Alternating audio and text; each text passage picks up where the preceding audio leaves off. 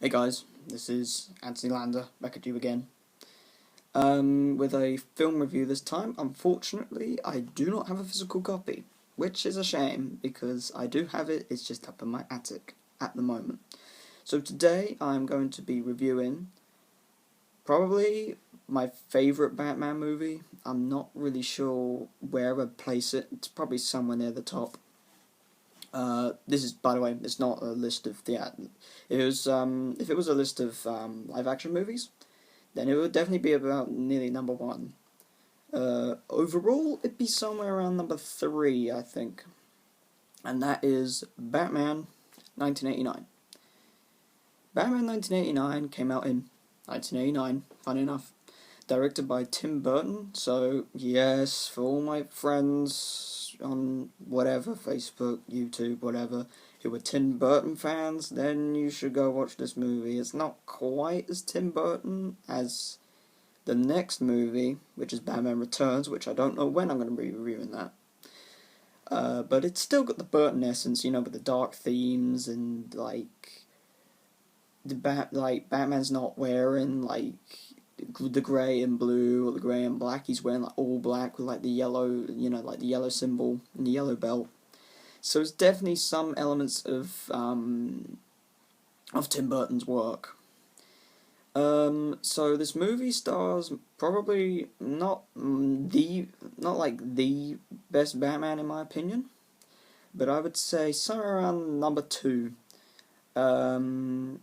Michael Keaton as Batman, which actually got a lot of flack for doing the role of Batman back in 1989. Yes, there was a protest of an actor not being in a movie, and the internet wasn't even out yet. Go figures. I watched this movie tons of times when I was a young boy. I don't know, I think I was about 7 or 8 when I watched this movie, and I watched it again when I think it was about last year's December before I went bowling with my friends. And it has Jack Nicholson as the Joker, who everyone considers their favourite Joker. I don't know, I mean, he comes pretty darn close for me. And I can't remember the actress who played Vicky Vale. Let me know in the comment down below if you know. So, as I've said, I'm going to be doing all the first 4 Batman movies, because Batman's 75th anniversary is coming to a close, and I thought that this would be a best way to celebrate it, or celebrate the last month of it, by going through Batman 89, which I'm doing today.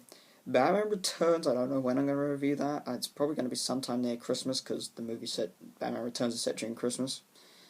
Batman Forever, which I'll probably do in between, slightly after Christmas, and then Batman and Robin, which I'm not looking forward to review sometime for New Year. That's going to be a really, real bad movie to kick off the New Year. Excuse me. So the plot evolves. If you've ever been a hardcore Batman fan of his first appearance, Detective Comics number 27, this movie uses a lot of it. A lot of elements. A plot follows kind of that concept.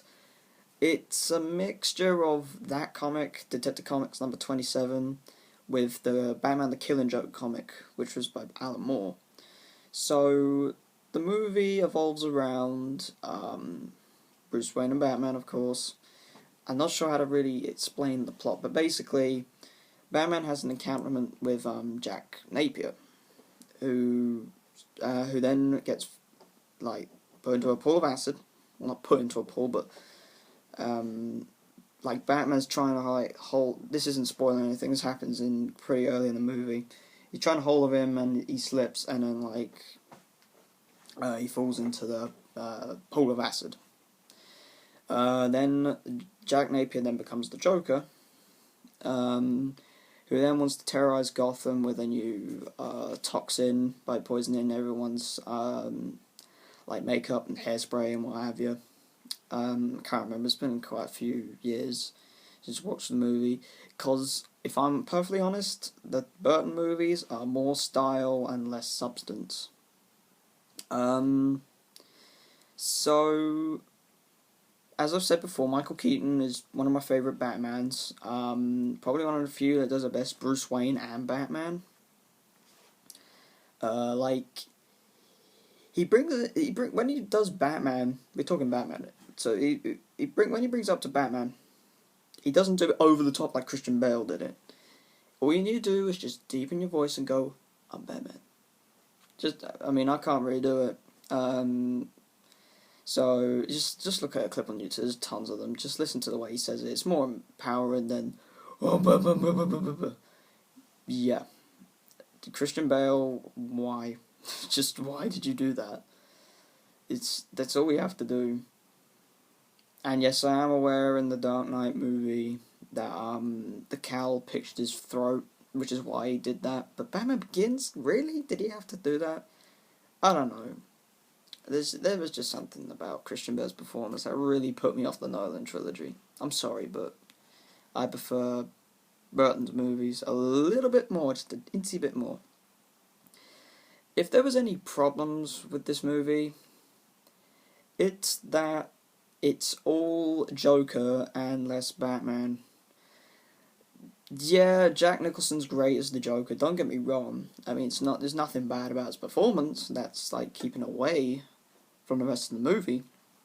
It's just Burton. It shows how much Burton doesn't really care for Batman. He sees Batman as sort of, well, doesn't see Batman, but has him in this movie as sort of like this mysterious, which for some people, that's fine. But the movie's called Batman. You can't do a movie evolved around the Joker called Batman. That's my only little gripe. It's not, I mean, although it sounded like I wasn't pleased with it, I mean, it still entertained me. I mean, I watched this movie tons of times when I was like 8 years old. Yeah, I can't remember the actress who played Vicky Vale. She did a good job. Like, yeah, I know she screamed a lot in the movie, and I am aware of that, but, I mean, what can you do? She plays a newspaper journalist. She's not like a blinking like a superhero like Wonder Woman or anything. She can't handle her own. So with all the weird stuff that you see in Gotham City, I can understand why she'd be screaming a lot. I wouldn't, because I'd just be like, the hell? That was a bad example, but I can understand why she would be like that way, because Gotham's a weird city, especially in the Burton movies, which we'll get onto more when we get to Returns. Now, the problems that everyone has with the Burton movies that annoys me a bit, but I can understand why people don't like it, is Batman kills people in this one. Yeah, I am aware that he kills more people in Returns, but that doesn't mean to say that in this movie he doesn't kill people. He shoots people with machine guns on the Batmobile, he blows up an entire chemical facility with people still in it, and he throws a guy off the bell tower. So, yeah, why are you complaining about him killing people in Returns, yet you're not complaining of him blowing up an entire place in Batman 89. So I can't really understand why people complain about Returns of Batman killing people, and yet in this movie, he kills people, like, left and right, nearly. Not left and right, but quite a bit of the time, and maybe a little bit more than Returns. And also, word of advice, when Batman was first created, he killed people. I know it was the early days, golden age of comics, but still, Burton, I think, emphasized Batman from the original comics. He didn't want, like, Batman to just be, like, this guy who just, like, knocks at people out, which he does do in these movies. That doesn't mean he doesn't. But he wanted him to have a grittier edge where he has to cross that line sometimes, and I like it. It's Burton's vision. I don't see it as a comic accurate Batman, which it isn't at all. It's just like it's that more vigilante sort of line, if that makes any sense. Like, you know, it's just a different view of what Batman could be like if, like, when he crosses the line and what have you. And plus, not just the early comics, but The Dark Knight Returns, which this film was based on a lot of. Batman had killed well. Did he kill? Yeah, he killed. I think, yeah, he killed a few people in The Dark Knight Returns. It's been ages since I've watched that movie. I mean, nobody really complained about that. Dark Knight Returns, and yeah, I know that it's a live action animated movie, but the comic was out. It was a big comic. No one really complained about Batman killing people there. Wish he did. Although it may not be as much as the Burton movies, he still did it. Yeah, that's all much as I can say about Batman '89. It's a fantastic movie, really well made. A lot of effort went into it. Yes, it's more style, less substance, but that's the way I mean, I'm not saying that's a good thing, because it's technically not really, but it looks great. I mean, it was dark, moody. It definitely was capturing the gothic element of what Gotham City looks like. And so I give Batman '89 a 4.5. No, not 4.5. 4.9 out of 5. Fantastic movie. I must watch. And yeah, except from a few little pet peeves, like, you know, like that it's heavy emphasis on the Joker, and like little emphasis on Batman. That was like the only few little bits and pieces that kind of annoyed me with the movie. Nothing really major other than that. It's a great movie, very well made. Again, Michael Keaton's great as Batman. Jack Nicholson is great as the Joker. I think everyone did a good job.